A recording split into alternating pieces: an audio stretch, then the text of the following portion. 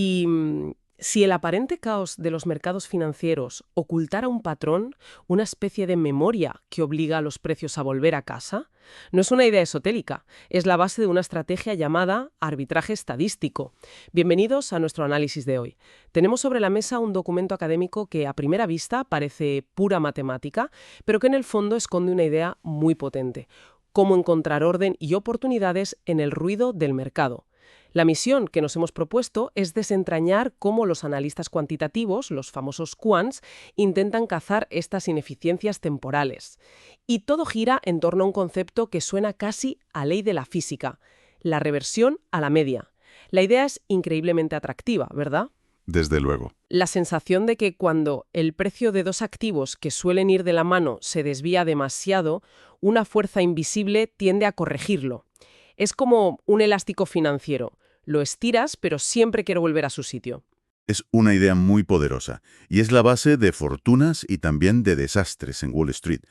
Pero esa fuerza invisible es la clave de todo. Claro. No es magia. Es una propiedad estadística que puede aparecer y, lo que es más importante, desaparecer sin previo aviso. La gran pregunta que este documento intenta responder no es si el elástico existe, sino cómo podemos medir su tensión en tiempo real y, sobre todo, cómo saber si está a punto de romperse. Ahí es donde entra la matemática dura. Ahí es donde la matemática se vuelve crucial, sí. El concepto fundamental. ¿Qué significa exactamente que algo revierte a la media? Pensemos en el termostato de una habitación. Lo fijas a 21 grados. ¿Vale? La gente entra y sale, se abre una ventana, la temperatura fluctúa. Sube a 22, baja a 20. Pero el sistema está diseñado para que tarde o temprano vuelva a esos 21 grados. Siempre vuelve a su centro. Eso es. Eso es una serie con reversión a la media. A pesar de los shocks temporales, hay un ancla, un nivel de equilibrio al que tiende a volver. Y eso es radicalmente distinto a cómo solemos pensar que se mueven los precios de las acciones, ¿no? El famoso paseo aleatorio. Exactamente. Un paseo aleatorio es como un borracho caminando por la calle. Cada paso que da es impredecible, y su nuevo punto de partida es donde aterrizó el último paso. No tiene memoria. Ninguna.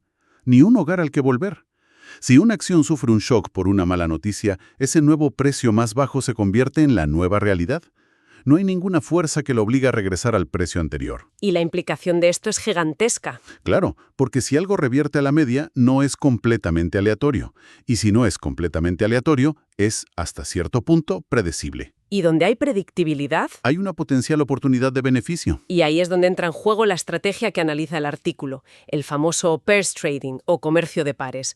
¿Cómo se aprovecha esta idea en la práctica? Es la aplicación más pura del concepto. Imagina que encuentras dos empresas que son casi gemelas de negocio, como Coca-Cola y Pepsi. El ejemplo clásico. Sí. Históricamente, sus acciones se han movido de forma muy parecida. Suben y bajan juntas. Lo que hace un quant es, en lugar de mirar cada acción por separado, crear una nueva serie de datos que sea la relación entre ambas. O sea, una resta, por ejemplo. Puede ser tan simple como restar el precio de una al de la otra. Este nuevo activo sintético, el diferencial, es el que esperan que revierta a la media. Entiendo. Así que si la diferencia de precio normal entre ellas es de 5 euros y de repente, por alguna razón, se amplía a 15 euros, Ujú. La estrategia apuesta que esa es una anomalía temporal, que el elástico se ha estirado demasiado. y ahí entran a operar.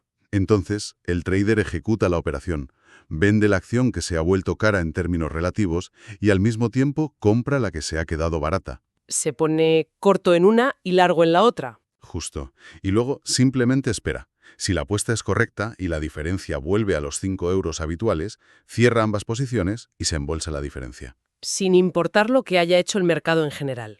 Da igual si subió, bajó o se quedó plano. Por eso se llama estrategia neutral al mercado. Suena casi demasiado fácil. Encuentras dos gemelos financieros, esperas a que uno se despiste y apuestas a que volverá junto a su hermano. Pero la realidad nunca es tan sencilla. ¿Dónde está la trampa? Has dado en el clavo. La primera trampa, como bien dices, es que esos gemelos pueden dejar de serlo. Claro. Una empresa lanza un producto revolucionario, la otra sufre un escándalo contable y la relación se rompe para siempre.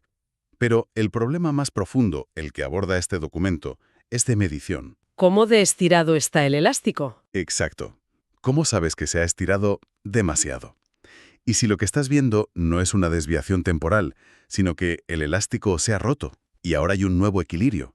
Ahí la intuición ya no vale. Ahí es donde la intuición no sirve. Y necesitas un modelo matemático robusto. De acuerdo. Aquí es donde la cosa se pone interesante. ¿Cómo intentaban los quants modelar esto antes de las ideas que propone este artículo?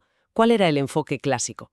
El enfoque clásico, como el modelo de Elliott de 2005 que sirve de base al artículo, parte de una idea muy inteligente. Postula que el diferencial de precios que vemos en el mercado no es la verdadera relación. Ah, ¿no? No, hay un proceso subyacente, un estado oculto, que representa el equilibrio real. Y lo que observamos nosotros es una versión con ruido de ese estado. A ver si lo entiendo. Sería algo así como intentar medir la temperatura real de una habitación con un termómetro barato y poco fiable. Es una analogía perfecta. La temperatura real es el estado oculto, y las lecturas que da el termómetro, que a veces son un poco más altas o más bajas, son lo que observamos en el mercado. Es exactamente eso. El objetivo del modelo no es mirar las lecturas del termómetro, sino usar esas lecturas ruidosas para estimar cuál es la temperatura real, y sobre todo si esa temperatura real tiende a volver a un punto fijo. Vale. La matemática detrás de esto intenta describir cómo evoluciona ese estado oculto. La idea central es que el equilibrio verdadero de hoy depende del de ayer. Hay un parámetro al que el paper llama B, que actúa como la memoria de esa relación. ¿Y por qué es tan importante esa memoria, ese parámetro B? Porque es el alma del modelo. Ese parámetro nos dice si el elástico funciona. Para que haya reversión a la media, su valor tiene que ser menor que 1. Menor que 1. Sí. Si es, digamos, 0,9, significa que cualquier desviación del equilibrio se corrige en un 10% cada día, atenuándose con el tiempo. Entiendo. Pero si ese parámetro llega a ser 1, significa que la memoria es perfecta, los shocks son permanentes. El elástico se ha roto. Se ha roto. Y ahora tienes un paseo aleatorio. Si es mayor que 1, la cosa se vuelve explosiva y se aleja cada vez más del equilibrio. Vale, entiendo el concepto. Pero el artículo es muy crítico con este modelo clásico. ¿Cuál es el fallo garrafal que comete? La crítica fundamental es que asume que esa memoria, ese parámetro B, es constante, fijo, inmutable. Siempre el mismo. Siempre el mismo. Para estimarlo, los analistas toman una ventana de datos, por ejemplo, los precios de los últimos 100 días, y calculan el valor de B. Ya veo el problema. Me estás diciendo que el modelo clásico usa un mapa fijo para un territorio que está cambiando constantemente. Justo. Es una receta para el desastre. Claro. Y te enfrentas a un dilema imposible. Si usas una ventana de tiempo muy corta, tus estimaciones serán muy inestables, poco fiables. Si usas una ventana muy larga para tener más datos, puede que la relación entre las empresas ya haya cambiado. Por cualquier cosa, una fusión, una nueva ley. Exacto. Una nueva regulación o un cambio tecnológico. Estarías usando datos del pasado para describir una realidad que ya no existe. Y además dices que es lento. Es lento y, lo que es peor, no te da una medida de confianza. Te da un número, pero no te dice si estás segurísimo de ese número o si es una simple conjetura. Entonces, llegamos al núcleo de la innovación de este documento. Si el problema es que los parámetros son fijos, la solución parece lógica: hacerlos variables. Esa es la gran idea. En lugar de asumir que la memoria de la relación, B, es un número fijo, proponen que puede cambiar con el tiempo. Se convierte en BT. B sub T. Eso es, B sub T. Esto permite que el modelo se adapte a los cambios del mercado, ya sean graduales o repentinos. Es como pasar de usar una fotografía para navegar a usar un vídeo en directo en alta definición. ¿Y cómo lo consiguen? Suena computacionalmente como una pesadilla. La solución es muy elegante. Proponen que los propios parámetros sigan su propio proceso matemático. Es un modelo dentro de otro. Y para estimarlo todo en tiempo real, usan un enfoque bayesiano. Ajá. Sin entrar en la jerga técnica, esto les permite crear un algoritmo que aprende sobre la marcha. Cada vez que llega un nuevo dato del mercado, un nuevo precio, el modelo actualiza sus creencias sobre el estado actual de la relación. ¿Y qué ventajas prácticas tiene ese enfoque? Son 3, y son enormes. Primero, es rapidísimo. No tiene que reprocesar todos los datos históricos cada vez, lo que es ideal para el trading de alta frecuencia. Segundo. Segundo, es adaptativo por naturaleza. No tienes que elegir un tamaño de ventana. El modelo aprende continuamente. ¿Y el tercero? Y tercero, y esto es oro para un gestor de riesgos, te da una medida de la incertidumbre. No solo te dice creo que la memoria del sistema es 0,9, sino que te dice creo que es 0,9 y estoy un 95% seguro de que está entre 0,85 y 0,95. ¿Te da unas bandas de confianza? Exacto. Te dice qué tan seguro está de lo que está viendo. Un momento. Esto suena casi demasiado bueno. Un modelo que aprende solo, se adapta en tiempo real y además te dice lo seguro que está de sus propias estimaciones. Pero, ¿no estamos simplemente cambiando un problema por otro? ¿A qué te refieres? Antes teníamos que elegir el tamaño de la ventana y ahora, según entiendo del documento, hay que elegir otros parámetros aún más esotéricos, esos factores de descuento que llaman delta. ¿Hemos avanzado de verdad o solo hemos hecho el problema más complicado de una forma diferente? Es una objeción excelente, y es el eterno dilema en el modelado. No hay almuerzo gratis. Me lo imaginaba. Es cierto. La complejidad se traslada. Ahora, en lugar de la ventana n, tienes que ajustar estos hiperparámetros. Ese factor de descuento delta que mencionas es, en esencia, el dial de la memoria del modelo. ¿El dial de la memoria? Sí. Si lo pones muy alto, cercano a 1, le estás diciendo al modelo que tenga una memoria muy larga y que confíe mucho en los datos del pasado. Si lo pones más bajo, le das la memoria de un pez. O sea, le dices que solo se preocupe por lo más reciente. Exacto, por lo que ha pasado muy recientemente. El modelo se vuelve más flexible, pero también más nervioso. Encontrar el equilibrio justo entre ser terco y ser demasiado reactivo es el nuevo arte. Pero al menos ahora tienes más control. Claro. La ventaja es que ahora tienes una herramienta mucho más expresiva y adaptada a la naturaleza cambiante de los mercados. De acuerdo. Acepto que es un avance teórico. Pero la pregunta del millón es, ¿funciona en el mundo real? ¿Lo han puesto a prueba? Por supuesto. Y la primera prueba es brillante, porque la hacen en un entorno de laboratorio con datos simulados, donde ellos controlan la verdad. Ah, muy listo. Crean una serie de datos que se comporta perfectamente, revirtiendo a su media, y en un momento concreto, t igual a 1500, provocan un terremoto. Cambian las reglas del juego y la serie salta a un nuevo nivel de equilibrio. ¿Y qué pasó? ¿Cómo reaccionaron los modelos? El resultado es demoledor y se ve muy claro en sus gráficos. El modelo antiguo, el estático, se estrella estrepitosamente. No lo ve venir. Para nada. Después del salto, sigue pensando que la serie tiene que volver a la antigua media y habría generado señales de trading completamente erróneas que llevarían a pérdidas masivas. Es un GPS que te insiste en que gires a la derecha cuando ahí ahora hay un muro. Buenísimo ejemplo. Sin embargo, el nuevo modelo dinámico detecta el cambio casi al instante. Sus bandas de confianza se ensanchan, indicando «cuidado, algo raro está pasando», y en pocos pasos se adapta al nuevo nivel de equilibrio. Reconoce que el juego ha cambiado. Reconoce que el elástico se ha roto, sí, pero también que se ha formado uno nuevo en otro nivel. Impresionante en la simulación. Pero los mercados reales son mucho más sucios. Lo probaron con acciones de verdad. Sí, y con dos ejemplos muy interesantes. El primero es un par que a primera vista no tiene mucho sentido. ExxonMobil, la petrolera, y Southwest Airlines, la aerolínea. Vaya. Analizan casi 30 años de datos. ¿Qué pareja más extraña? Uno vende el combustible y el otro lo consume. Sus destinos deberían ser opuestos. Exacto. Y eso es lo fascinante. A pesar de esa aparente oposición, el modelo dinámico encuentra un larguísimo periodo, de 1980 a finales de 2004, en el que ambas empresas estaban fuertemente atadas por un elástico de reversión a la media. ¿En serio? ¿Tanto tiempo? Sí. Pero lo más importante es lo que ocurre después.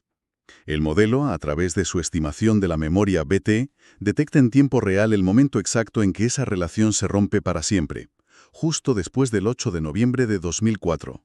¿Y a partir de ahí? A partir de ese día, el elástico desapareció. Esto es algo que los test estadísticos tradicionales que miran toda la foto de 30 años no logran capturar con tanta precisión. O sea que no solo sirve para operar, sino como un sistema de alerta temprana, una especie de monitor de salud para la relación entre dos activos. Precisamente. Y el segundo caso de estudio es más intuitivo. Comparan dos fondos cotizados, ETFs, de oro. GLD, que replica el precio del oro físico, y GDX, que invierte en empresas mineras de oro. Aquí la relación es más obvia. Mucho más, claro. El modelo identifica un periodo claro de cointegración entre 2006 y 2007. Y, de nuevo, sus conclusiones coinciden con los test estadísticos formales cuando se aplican solo a ese periodo específico. Los ejemplos demuestran que la herramienta es eficaz para monitorizar estas relaciones dinámicas. Vale, los ejemplos son convincentes. Parece una herramienta muy poderosa para evitar esas pérdidas catastróficas que ocurren cuando una relación que dabas por sentada se rompe de repente. Sin duda. Podría ser una forma inteligente de gestionar el riesgo, de activar un stop loss de forma automática casi. Lo es, pero es crucial entender sus límites, y el propio documento es muy honesto al respecto.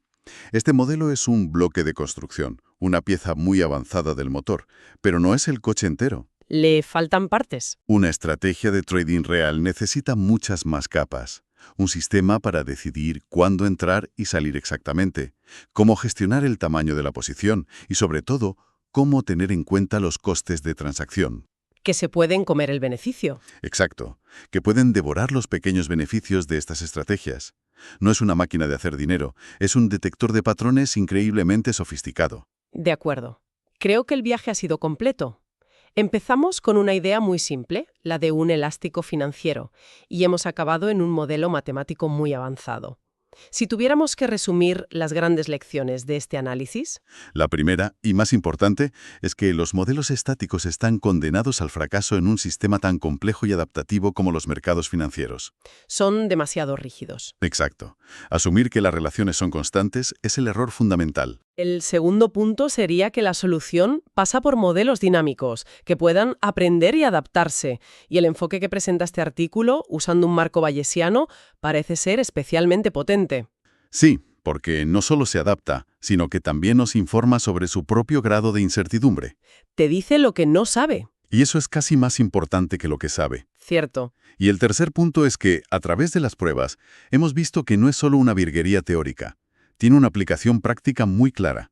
Monitorizar la salud de las relaciones de arbitraje estadístico y actuar como un sistema de alerta temprana ante rupturas estructurales. Sin embargo, y como has recalcado, no es una bola de cristal. Para nada. Nos da una visión más nítida y continua de la dinámica del mercado, pero la decisión final de arriesgar el capital sigue requiriendo juicio humano y una gestión del riesgo impecable. Nunca hay que olvidarlo. El modelo es una herramienta, no el estratega. La mejor herramienta en manos inexpertas puede causar más daño que bien. Y todo esto nos deja con una pregunta final fascinante para reflexionar. Si cada vez más gente en el mercado empieza a usar herramientas tan sofisticadas como esta para detectar y explotar estas pequeñas ineficiencias, ¿no acabarán estas mismas herramientas por hacer que las ineficiencias desaparezcan cada vez más rápido? ¿Estamos quizá en una carrera armamentística que nos lleva a un mercado cada vez más eficiente, donde estas oportunidades son cada vez más fugaces y difíciles de capturar? Con esa idea en mente lo dejamos por hoy. Gracias por acompañarnos en este análisis en profundidad. Hasta la próxima.